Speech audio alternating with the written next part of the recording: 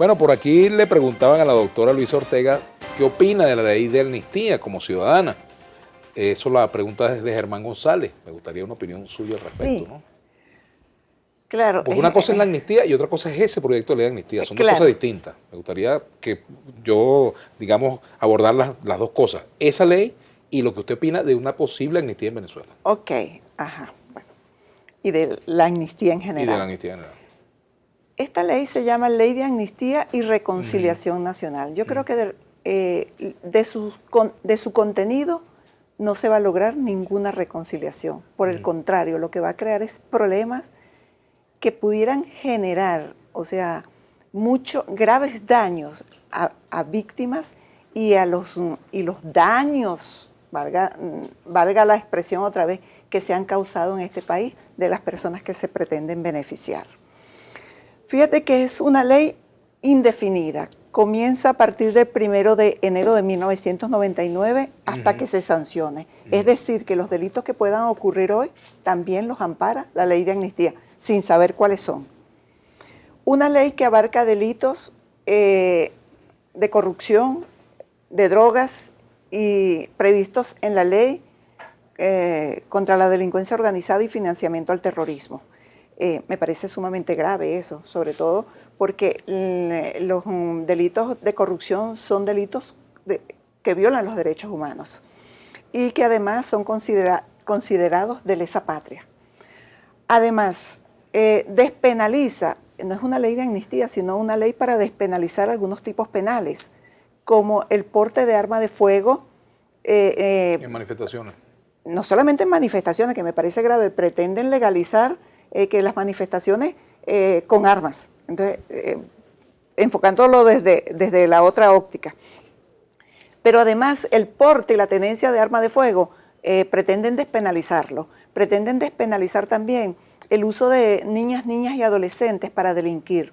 Eso nos puede traer serios problemas porque Venezuela es parte de un protocolo internacional donde se debe sancionar esa conducta delictiva.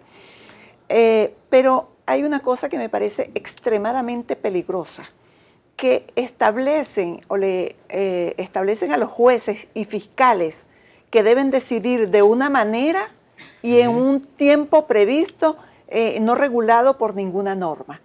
Es decir, considero que eso es una violación a las competencias de un poder. O sea, como un poder imponiéndole condiciones al otro, porque de no hacer lo que yo te estoy diciendo en esta ley, hay una sanción penal. Es decir, que serán sancionados penalmente fiscales y jueces que no cumplan las decisiones o no acaten lo que está establecido en esa ley.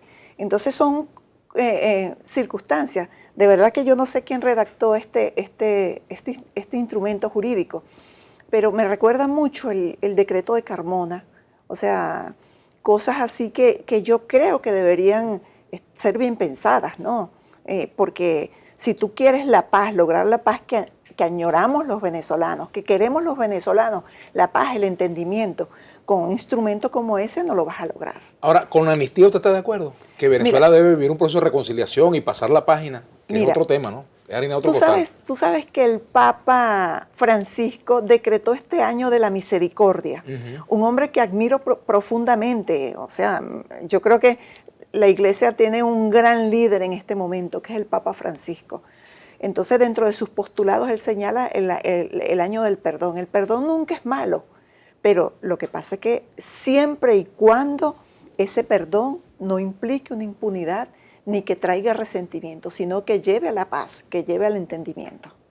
¿Qué ha pasado con esta situación que hay con respecto a la controversia en cuanto a las competencias de la Asamblea sobre los jueces, por ejemplo, sobre los jueces del Tribunal Supremo de Justicia, sobre los magistrados del Tribunal Supremo de Justicia? ¿Puede la Asamblea Nacional destituir a estos magistrados si fueron electos de manera irregular o eso le corresponde al Consejo Moral Republicano? Definitivamente no puede. Aun cuando el que puede poner no puede quitar.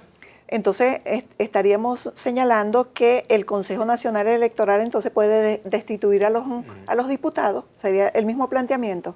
Entonces definitivamente no, aun cuando hayan irregularidades. Eso es un procedimiento establecido en la Ley Orgánica del Poder Ciudadano, calificación de la falta grave del magistrado. Fíjate que cuando la Asamblea Nacional designó a un magistrado que falsificó un título, había una irregularidad, no fue destituido, sino que se siguió un procedimiento establecido, como ya te dije, en la Ley Orgánica del Poder Ciudadano, para calificar la falta grave y que la Asamblea lo pudiera destituir. Pero puede hacerlo previo a ese proceso.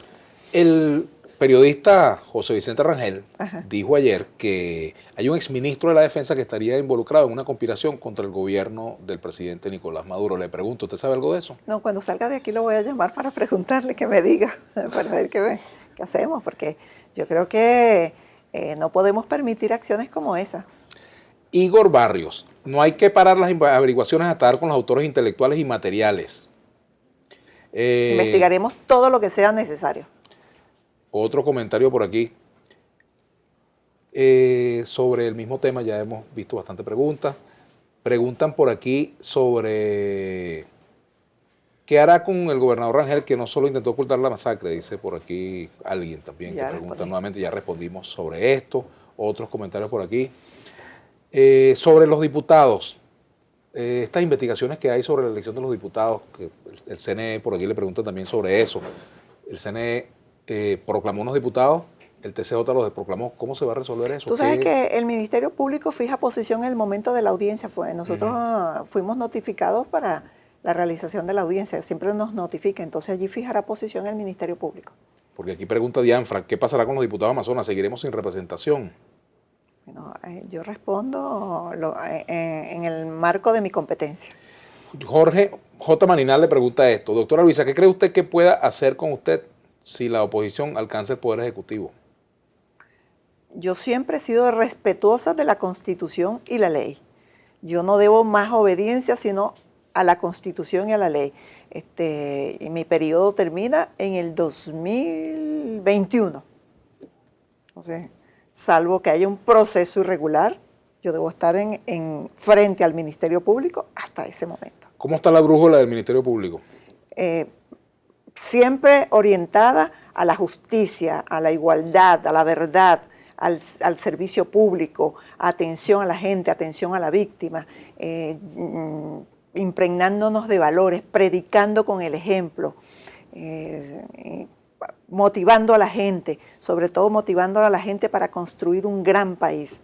Bueno, el país que nos merecemos los venezolanos. De esa brújula nos vamos a la otra, la de Julio César Pineda. Okay. Muchas gracias por habernos acompañado, doctora Luisa Ortega Díaz, y ustedes, queridos oyentes y televidentes, los invitamos para que se queden ahora con Julio César Pineda, con su brújula internacional. Y esta noche a las 7, entrevista con el defensor del pueblo, Tale William Saab.